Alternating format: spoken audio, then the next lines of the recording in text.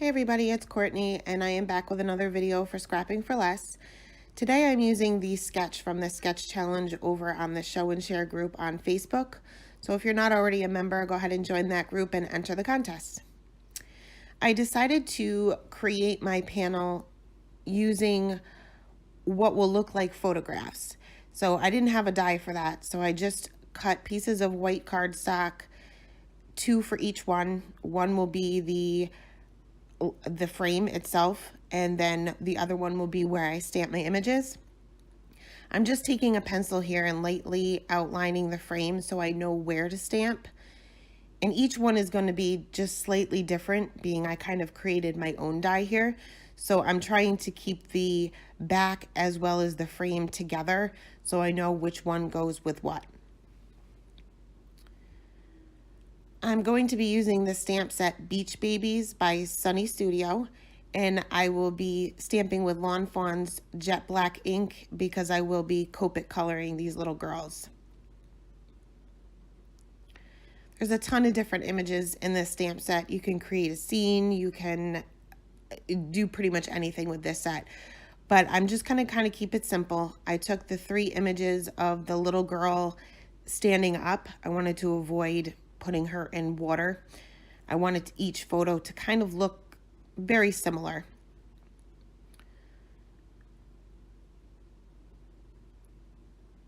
Once all of my stamping is done, I will go ahead and mask these little girls out with a full stick Post-it note.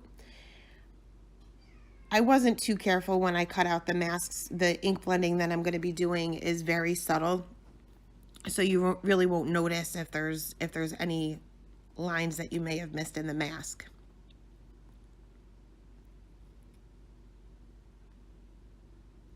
For my background, I'm not going to be doing any additional masking. I'm just going to take 2 colors of distress ink in Antique Linen and Tumbled Glass. And this is where I forget to erase those pencil lines. So before you do any ink blending, you want to make sure that you erase those lines, because once you have your ink down, it's not going to come up. So I just lightly took my ink blending tool and added the Antique Linen to the bottom and the Tumbled Glass to the top to just give the illusion of sand and sky in the background.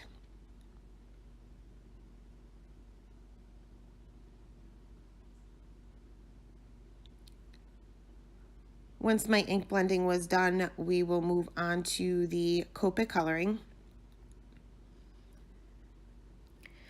I grabbed the same 4 markers that I typically use for skin tones, and I wanted to make it look like this was the same little girl in all 3 photographs, so I'll be coloring her the same in each one. I start off with my lightest color and just basically map out where my darkest areas will be. I'm not concerned with the light source here, so I just laid down my shadows underneath where her hair is, maybe where her arm hangs over the rest of her body, where those little goggles hang down. I move on to my darkest color and then to my 2 midtones and then back to my lightest color. These are pretty intricate, with the exception of her face. They're really tiny areas. Her little arms and legs are really tiny. You don't need 4 colors here. It's kind of just a habit of mine to grab these 4 markers for skin tones. But you could probably get away with even just 2, maybe even 1 for her arms and legs, just because they are so tiny. For her face, you could always add in maybe an extra mid-tone color.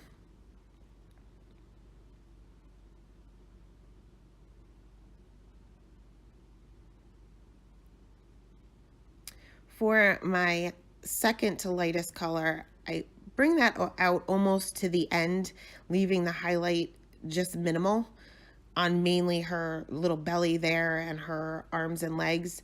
You'll barely be able to tell that I'm even going to add the E50.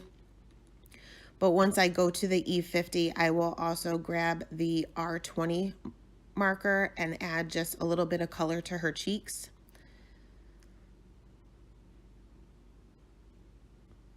And then blend that out again with the E50.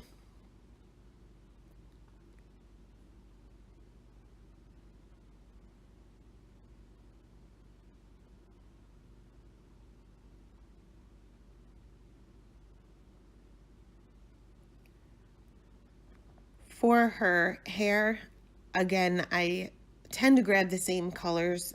Once I find combinations that work well, I tend to grab them over and over. So I am using my E50s here for her hair. And again, when I do my hair, I start with my darkest color because I do like to see those flicks. I don't want to over blend. So I'm just creating a highlight right on the top of her head there. You can kind of create your highlight anywhere on these images. Sometimes there's a part in the hair where you can kind of have a guide as to where the highlights will be. But in this case, you can pretty much put them anywhere and they'll look all right. I'm barely touching the paper here. I'm just using the very tip of the marker. I'm touching so lightly that sometimes I even miss the paper and not even touch it at all. I'm varying my flicks here so that they're not all the same length, and that will give you the illusion that there is a highlight in her hair.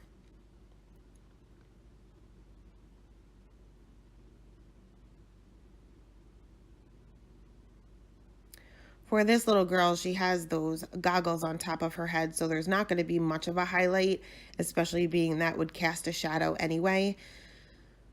So I'm not really worried about too much of a highlight on this one. Once my darkest color is laid out, I'll move on to my E57 and just extend those flicks just a little bit more. Again, barely touching the paper and varying the flicks.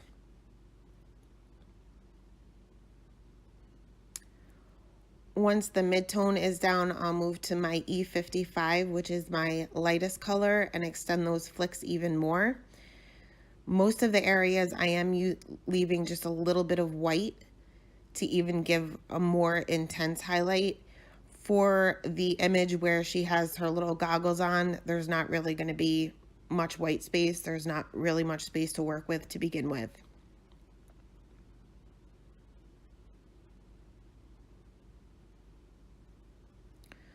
For her bathing suit, I am making it an yellowish, orangish. I'm mixing up the YR markers and Y markers. I'm starting with my darkest color here just because like these are very tiny areas, so you don't really need to worry about putting your lightest color down first. The YR markers and Y markers blend really well together, so you can mix and match those for pretty much anything.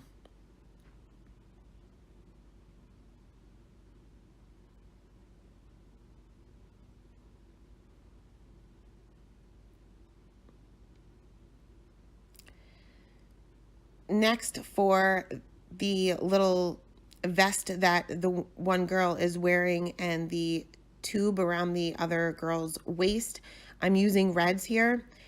And I'm starting with a pretty dark red here. It's the E59 or E89 rather. And I'm concentrating on the darkest areas being behind her. And pretty much like the hair, I'm varying the flicks on the tube as well. Not only is this a shiny object, but it's also a round object. So you want to leave a pretty big highlight in the center to make it appear as if it is round. Next, I'll go on to my E46 and blend that R89 out.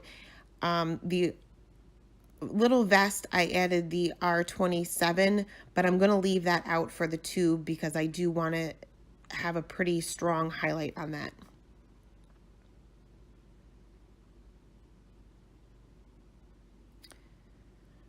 I'll take one of those YR markers and add that just to her little ponytail holder. And for her little goggles here, I started with a dark gray here. This is a C7. I'm not sure what I was thinking, to be honest. I guess I started coloring them as sunglasses, and they're not sunglasses. But I'll take my white gel pen and add a few highlights in the end, so hopefully it won't be too noticeable. The frame of the goggles, I'll make it appear white just by using lighter C markers.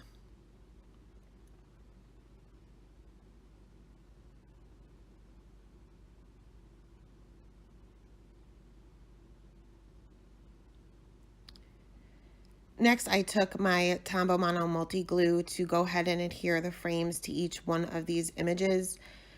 For something like this, I like to use a wet glue just because I have a couple of seconds to adjust it if needed. The Tombow Mono Multi Glue does dry pretty quickly, but you at least have a couple of seconds if you need to shift it around.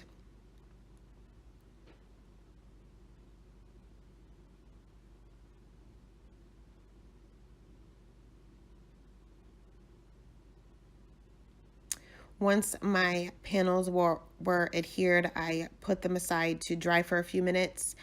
And for my card base, I'll be using a white top folding card base and a piece of the pattern paper from the Flavor of the Month card kit. And I cut that down just slightly smaller than an A2 size card.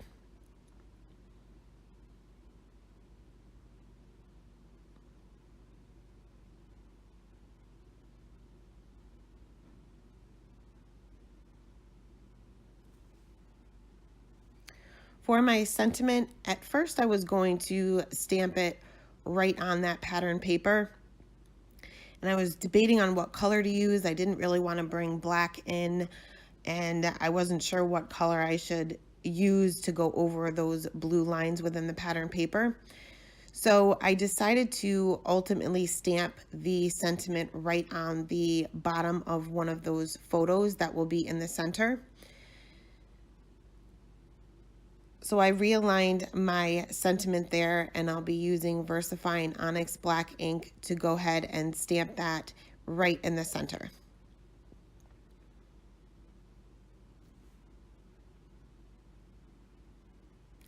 Usually when I line up sentiments, because these are two separate stamps, I'll line them up on my grid mat there. Once I put them on my acrylic block, I will stamp off on a scratch piece of paper just to make sure it is lined up before I stamp it on my project.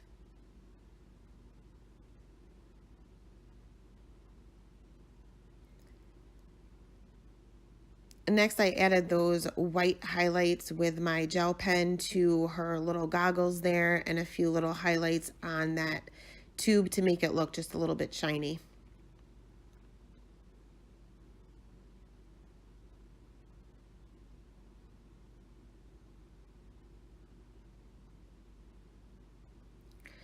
I adhered the two little photographs in the top and the bottom corner flat onto the panel with that same glue, and then I'll use Scotch foam tape to adhere the middle one.